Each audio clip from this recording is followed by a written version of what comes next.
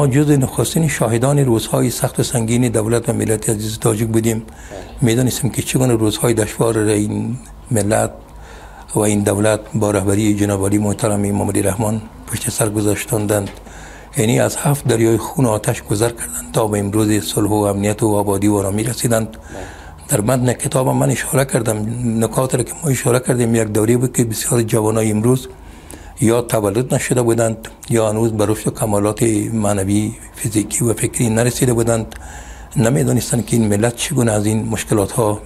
بیرون آمد، چگونه رهبری دولت شب روز کار کرد، تلاش کرد، سفرهای بسیار پرخطری داشت در تاجیکستان، بیرون از تاجیکستان، تا بتواند این ملت را سرجم کند. روزهای بینانی، روزهایی که ماشین نبود، روزهایی که کارمندان معاش نداشتند، ولی این ملت هم ملت صبور است که در کنار رهبر دولت باوری داشتن، ایمان داشتن، استقامت کردن، استواری کردن، از سیاست های رهبری دولت حمایت کردن و خوشبختانه رهبرم رهبری واقعا وطن دوست، مردم دوست و فرهنگ دوست بود که با یک دل و نیت پاک و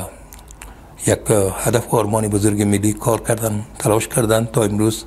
نتیجه آن رو ما در سطح داخل و بیرون شاهد هستیم.